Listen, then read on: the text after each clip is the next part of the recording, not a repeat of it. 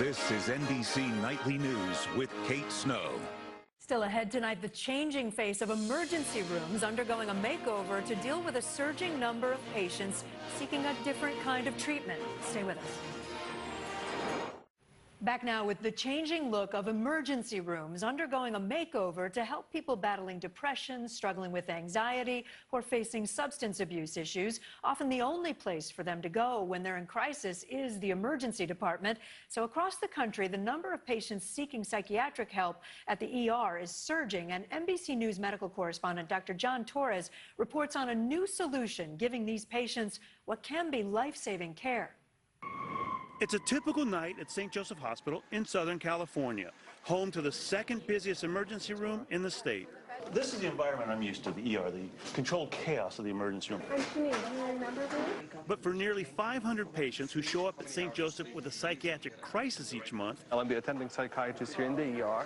What's going on? Being in that chaos can be downright dangerous.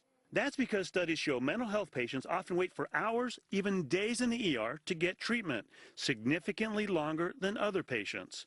And waiting in that turbulent environment can make these patients even sicker. If I let you sit longer, you're going to escalate where you might hurt someone, possibly hurt yourself. 47-year-old Chad Ward experienced it firsthand. He spent 24 hours in an emergency room after he tried to take his own life. They didn't have a bed, so I was having to sit in a chair, and it was just a lot of pain. These people are in distress. Are we going to look the other way and ignore it, or are we going to look at best policies and practices as to how to help these people and get them the help they need?